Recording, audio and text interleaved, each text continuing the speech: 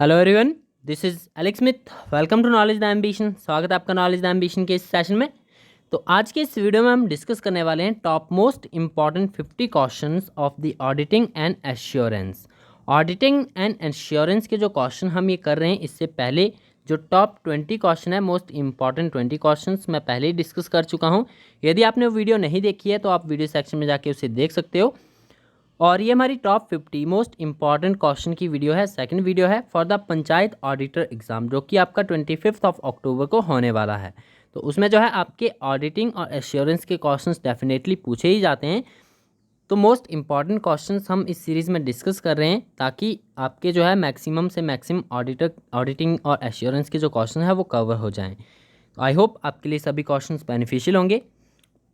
तो स्टार्ट करते हैं। स्टार्ट करने से पहले यदि आप चैनल पर पहली बार हैं तो चैनल को सब्सक्राइब जरूर कर लें और नोटिफिकेशन बेल को भी ऑन कर लें, ताकि आने वाले सभी रेगुलर अपडेट जो हैं आप तक रेगुलरली पहुंचते रहें। तो आज का हमारा पहला क्वेश्चन यहाँ पर है, dash is the examination of all documentary evidence which are available to support the authenticity of transactions entered in the client's record.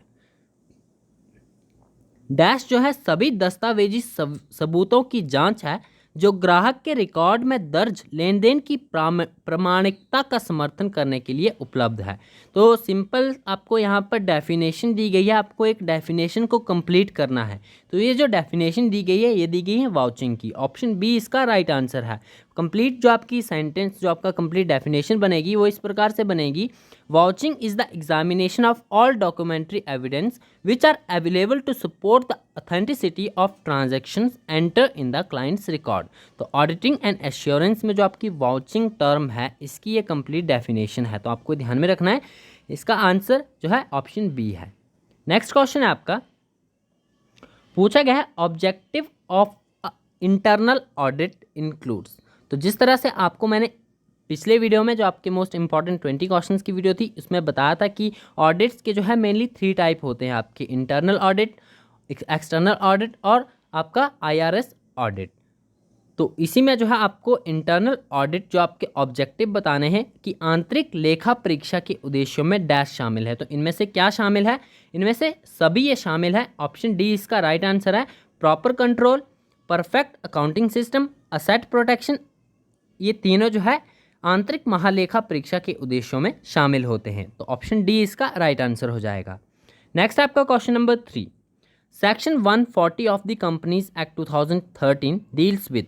पिछले वीडियो में हमने डिस्कस किया था section 143 of the companies act 2013 किसके साथ डील करता है। तो अगर आपने वो वीडियो ध्यान से देखा होगा तो आपको पता होगा। इसका आंसर आप मुझे कमेंट बॉक्स में बताइएगा। यहाँ पर आपका सेक्शन 140 पूछा गया है, यहाँ पर इसका आंसर मैं आपको यहाँ पर बताता हूँ। Section 143 of the companies act 2013 जो है वो किसके साथ डील करता है, वो आप मुझे कमेंट बॉक्स में ज़रूर बताइएगा।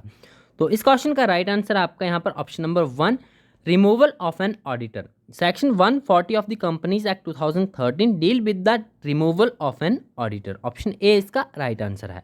नेक्स्ट आपका question number 4, management audit otherwise called as. जो आपका प्रबंधन ऑडिट होता है उसे अन्य किस रूप में कहा जाता है या किस नाम से जाना जाता है? तो इसे जाना जाता है आपका ऑप्शन नंबर बी इसका राइट आंसर है, एफिशिएंसी ऑडिट। ध्यान में रखना, आपको मैनेजमेंट ऑडिट जो है उसे एफिशिएंसी ऑडिट भी कहा जाता है। ऑप्शन बी इसका राइट आंसर है। नेक्स्ट है question number 5, effective internal check system reduces. जो आपका प्रभावी आंतरिक जांच प्रणाली होती है वो डैश को कम करती है। तो इनमें से किस चीज़ को जो है वो कम करती है? जो आपकी इफेक्टिव इंटरनल चेक सिस्टम होता है तो वो कम करता है आपका वर्क ऑफ द ऑडिटर। प्रभावी आंतरिक जांच प्रणाली जो है वो एक ऑडिटर के काम को कम करती है। ऑप्शन बी इसका राइट आंसर है। नेक्स्ट है question number 6, miss appropriation of goods may be checked by dash.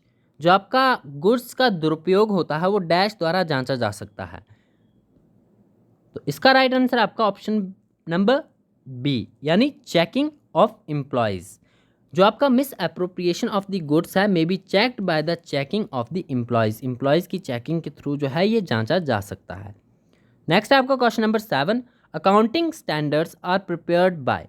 लेखांकन मानकों को डैश द्वारा तैयार किया जाता है। तो जो आपके अकाउंटिंग स्टैंडर्ड्स होते हैं इनमें से किसके द्वारा तैयार किए जाते हैं? तो ये तैयार किए जाते हैं एएसबी के द्वारा। एएसबी का यहाँ पर फुल फॉर्म होगी आपकी अकाउंटिंग स्टैंडर्ड बोर्ड। तो अकाउंटिंग स्टैंडर्ड बोर्ड के द्वारा जो है वो अकाउंटिंग स्टैंडर्ड्स को प्रिपेयर किया जाता है। ऑप्शन सी इसका राइट आंसर है। नेक्स्ट आपका question number 8, auditor has no lien on.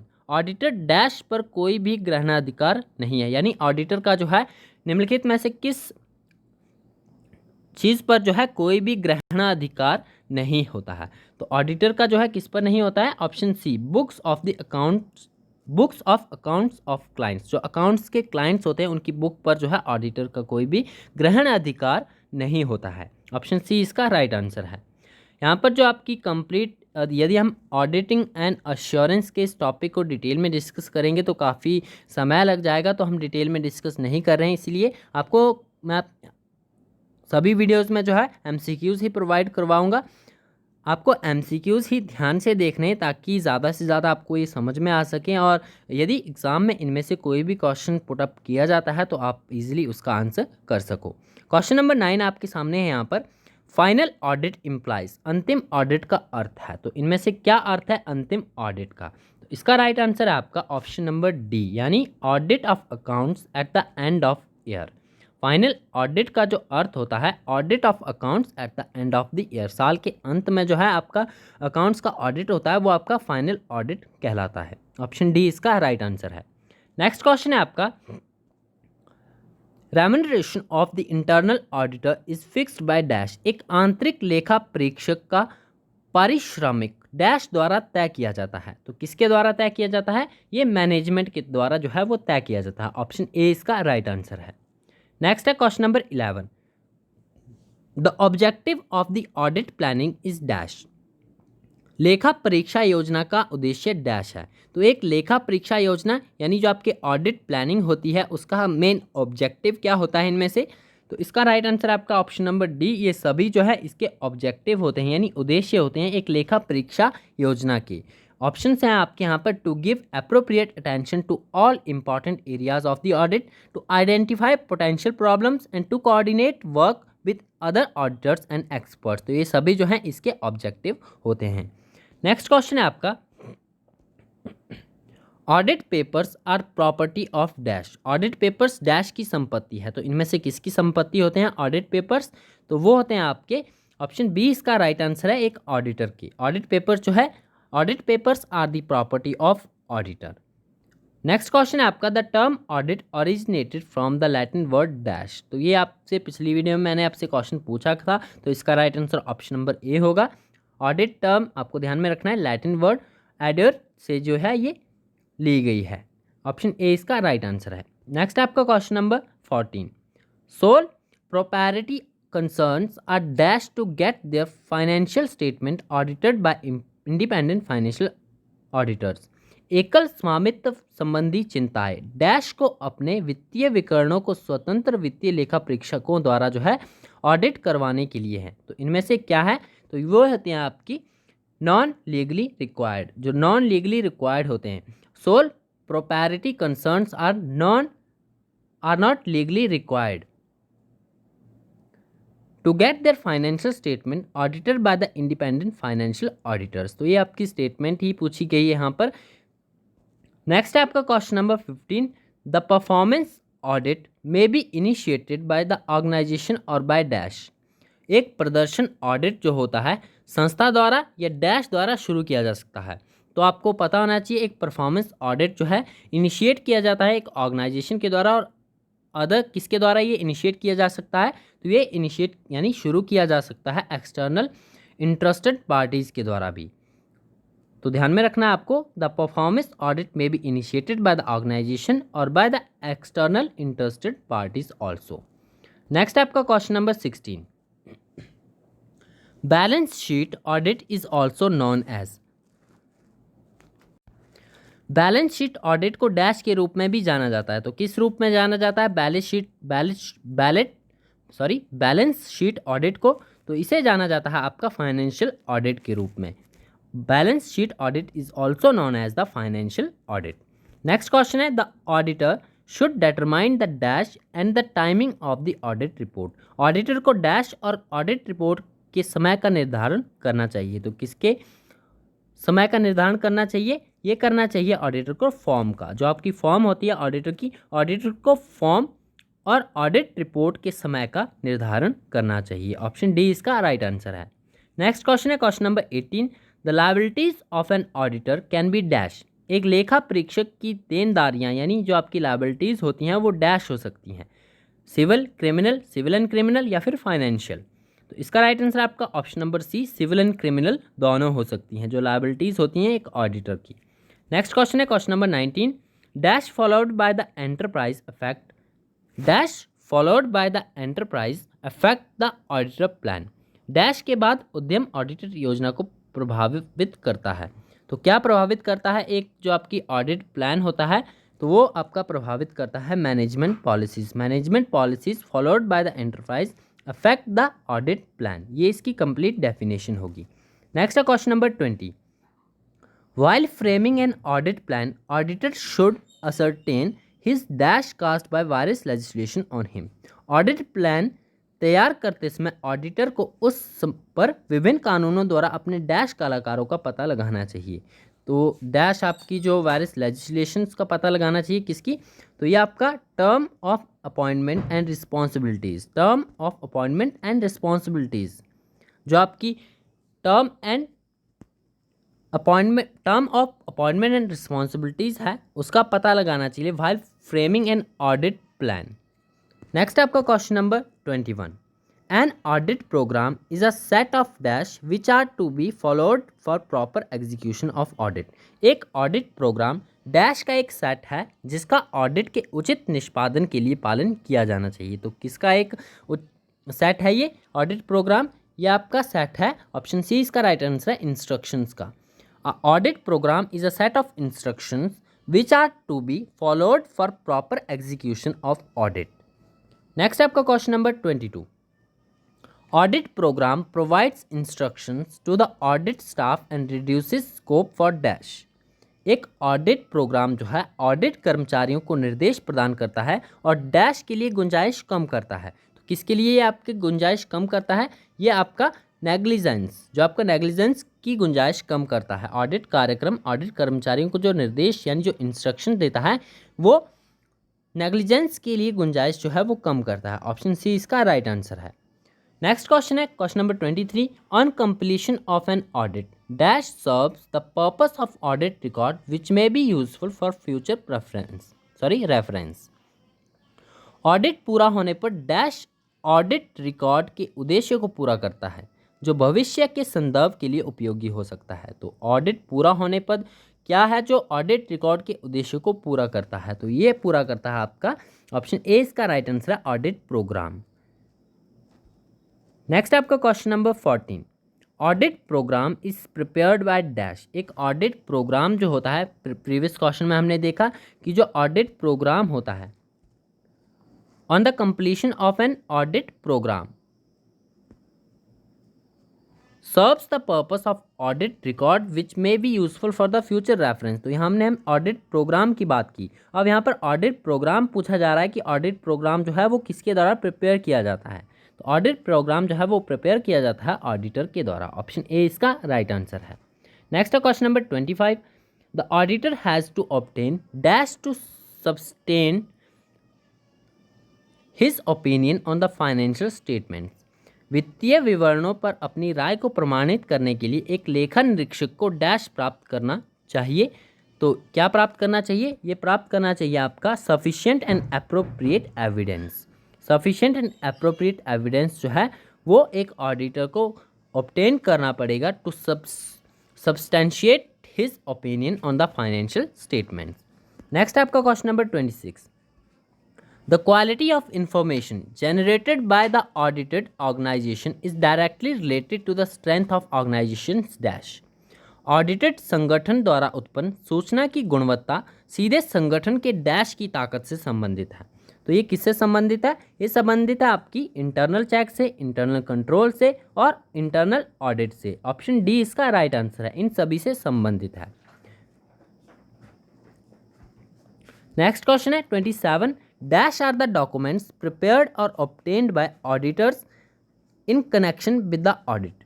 Dash audit के संबंध में लेखा परीक्षकों द्वारा तैयार या प्राप्त किए गए दस्तावेज हैं। तो कौन से दस्तावेज हैं?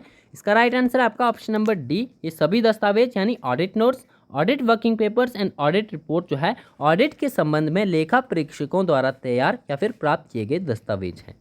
नेक्स्ट आपका question number 28, the auditor's working papers are divided into 2 parts. तो वो 2 पार्ट्स कौन से हैं, आपको इनके नाम बताने हैं।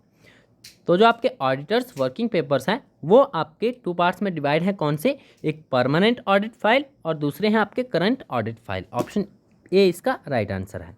नेक्स्ट आपका question number 29, the auditors have the right to attend. तो इनमें से आपको बताना है कि एक ऑडिटर जो है निम्नलिखित में से कौन सी मीटिंग को अटेंड करने के राइट्स होते हैं। तो इसका राइट आंसर आपका option number D, any journal meeting, किसी भी जर्नल मीटिंग को अटेंड करने का अधिकार होता है एक ऑडिटर का। नेक्स्ट आपका question number 30, auditor's report is the expert's opinion expressed by the auditor as to the fairness of dash. Auditor की रिपोर्ट ऑडिटर द्वारा डैश की निष्पक्षता के अनुसार व्यक्त की गई विशेषज्ञ की राय है। तो इसका राइट आंसर आपका option number C, financial statement. Auditor's report is the expert's opinion expressed by the auditor as to the fairness of the financial statements. Next question है आपका, when auditor does not have any objection regarding the information under the audit then he issues an. तो वो क्या issue करता है? जब auditor को audit के तहत सूचना के बारे में कोई आपत्ति नहीं होती है तो वो इशू करता है आपका अनक्वालिफाइड ओपिनियन। ऑप्शन सी इसका राइट आंसर है। नेक्स्ट है, the auditor has to report to dash. Auditor को किसको रिपोर्ट करना होता है? तो उसको रिपोर्ट करना होता है आपका अपॉइंटिंग अथॉरिटी को। ऑप्शन डी इसका राइट आंसर है। नेक्स्ट क्वेश्चन है question number 32, the auditor must have a thorough understanding of the entity, the client's business strategies, processes and the measurement indicator for critical successes. The analysis helps the auditor to dash.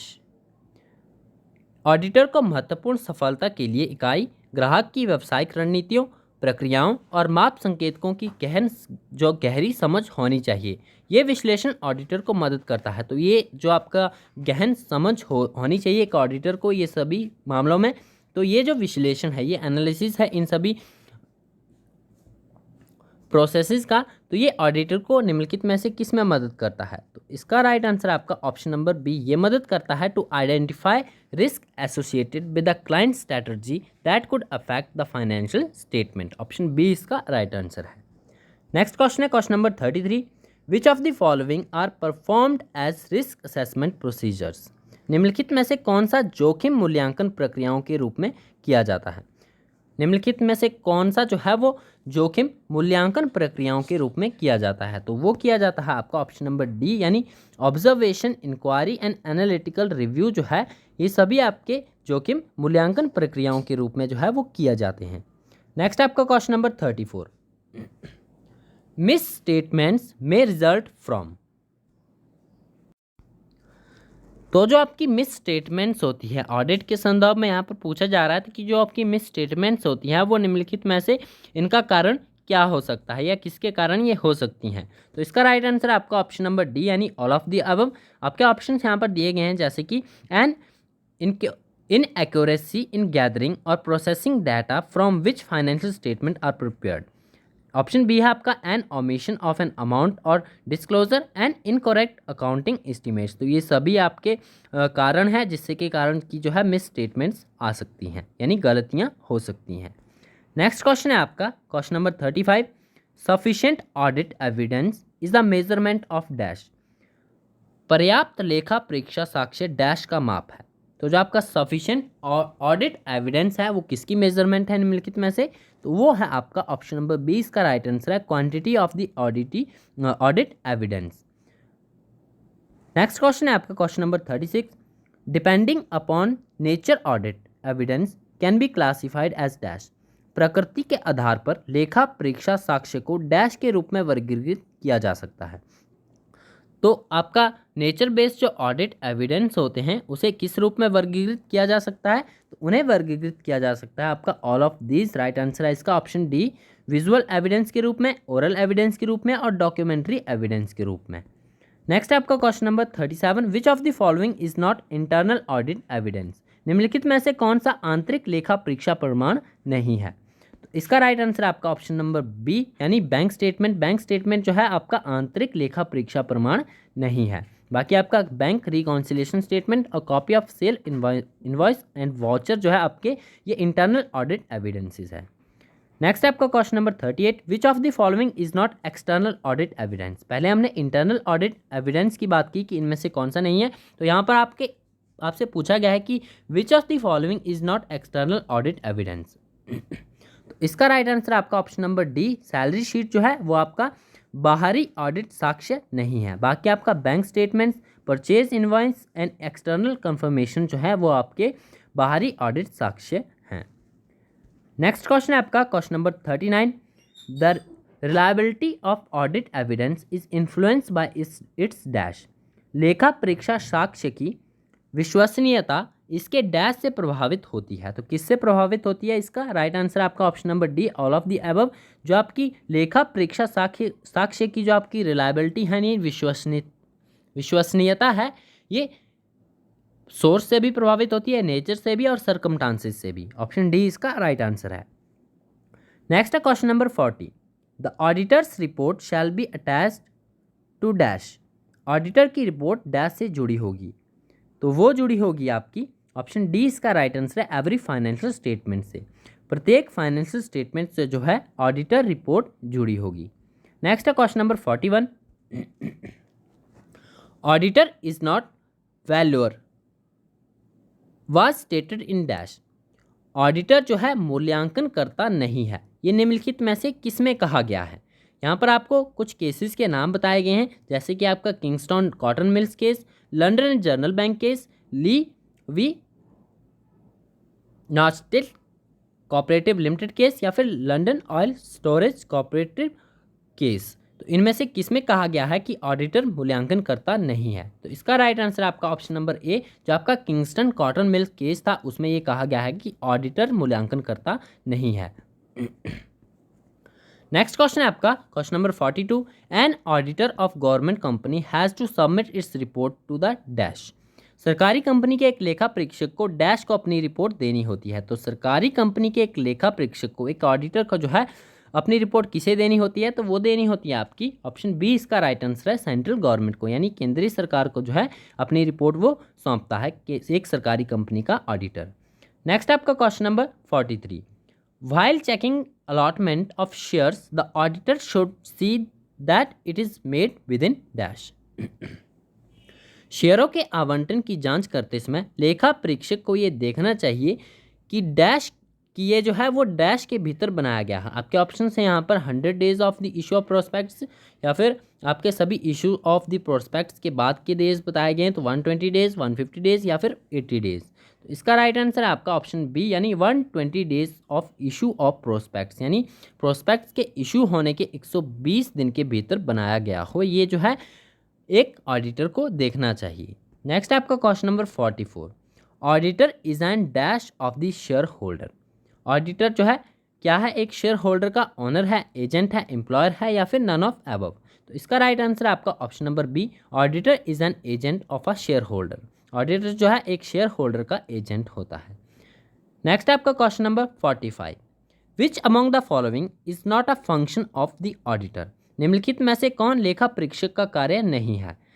आपके option हैं यहाँ पर checking error and frauds, vouching with original documents, preparing final accounts या फिर both A and B. तो इसका right answer है आपका option number A, checking error and fraud जो है वो एक लेखा परीक्षक का कार्य नहीं है। नेक्स्ट आपका question number 46, which among the following is an example of intangible asset. निम्नलिखित में से कौन अमूर्त संपत्ति का एक उदाहरण है? तो एक अमूर्त यानी इनटेंजिबल असेट का उदाहरण इनमें से क्या है? तो इसका राइट आंसर आपका ऑप्शन नंबर सी, यानी ऑल ऑफ दिस। जो आपकी गुडविल है और पेटेंट जो होते हैं वो अमूर्त संपत्ति के उदाहरण होते हैं। नेक्स्ट आपका क्वेश्चन नंबर 47, पूछा गया है a fixed audit programme is also called a dash programme. जो आपका एक निश्चित ऑडिट प्रोग्राम है उसे डैश प्रोग्राम भी कहा जाता है। तो उसे कहा जाता है tailored made programme. Option A इसका राइट आंसर है। जब आप ऑडिटिंग एंड एश्योरेंस के टॉपिक ब्रीफली पढ़ोगे तो आपको इनके बारे में टेलर्ड ऑडिटिंग क्या होती है, यानी टेलर्ड मेड ऑडिटिंग प्रोग्राम क्या होता है, मैन मेड ऑडिटिंग प्रोग्राम और ऑडिटर मेड प्रोग्राम जो है, ये सभी डिफरेंट टाइप के प्रोग्राम होते हैं ऑडिटिंग में। तो एक फिक्स्ड ऑडिट प्रोग्राम को टेलर्ड मेड प्रोग्राम भी कहा जाता है। ऑप्शन ए इसका राइट आंसर है। नेक्स्ट क्वेश्चन है, a progressive audit programme is also called a dash programme. तो प्रोग्रेसिव यानी प्रगतिशील ऑडिट प्रोग्राम को स्केलेटन प्रोग्राम भी कहा जाता है। तो ऑप्शन डी इसका राइट आंसर है। नेक्स्ट है question number 49, for checking that allotment of shares has been properly made an auditor should refer to. यह जांचने के लिए कि शेयरों का आवंटन ठीक से किया गया है, एक लेखा परीक्षक को डैश का संदर्भ देना चाहिए। तो इसका राइट आंसर है आपका ऑप्शन नंबर डी, यानी शेयरों का आवंटन ठीक से किया गया है या नहीं, ये जांचने के लिए जो है एक ऑडिटर को शेयर होल्डर्स मिनट बुक का संदर्भ जो है वो देना चाहिए। नेक्स्ट है आपका क्वेश्चन नंबर 50 और ये इस वीडियो का लास्ट क्वेश्चन है। हमारे जो टॉप मोस्ट इंपॉर्टेंट 50 क्वेश्चन थे आज की इस वीडियो के, उसका ये लास्ट क्वेश्चन है और इसका आंसर आप मुझे कमेंट बॉक्स में बताएंगे। पूछा गया है, auditing around the computer is also known as dash. आपके ऑप्शन यहाँ पर black box approach, blue box approach या फिर ग्रीन बॉक्स अप्रोच, या लास्ट ऑप्शन है आपका रेड बॉक्स अप्रोच। तो auditing around the computer is also called dash. इसका आंसर आप मुझे कमेंट बॉक्स में ज़रूर बताइएगा। आई होप आपके लिए सभी क्वेश्चन बेनिफिशियल होंगे। इससे पहले की वीडियो अगर आपने जो हमारे टॉप 20 क्वेश्चंस की वीडियो है वो नहीं देखी है तो आप वीडियो सेक्शन में जाके उसे भी ज़रूर देखिएगा, क्योंकि सभी क्वेश्चन इंपॉर्टेंट है ऑडिटिंग एंड एश्योरेंस के ऊपर। तो आप इन सभी क्वेश्चंस को ध्यानपूर्वक देखिएगा और कमेंट बॉक्स में अपना आंसर मुझे ज़रूर बताइएगा। तो इसी के साथ इस वीडियो को यहीं पर समाप्त करते हैं। आई होप आपको ये वीडियो पसंद आया होगा। यदि आपको वीडियो पसंद आया तो वीडियो को लाइक ज़रूर करना है और अपने फ्रेंड्स का शेयर जरूर करना है, और चैनल पर पहली बार आए तो चैनल को सब्सक्राइब भी ज़रूर कर दें और नोटिफिकेशन बेल को भी ऑन कर लें, ताकि आने वाले सभी रेगुलर अपडेट जो हैं आप तक रेगुलरली पहुंचते रहें। तो मिलते हैं नेक्स्ट वीडियो में। Thanks for watching and best of luck for your bright future.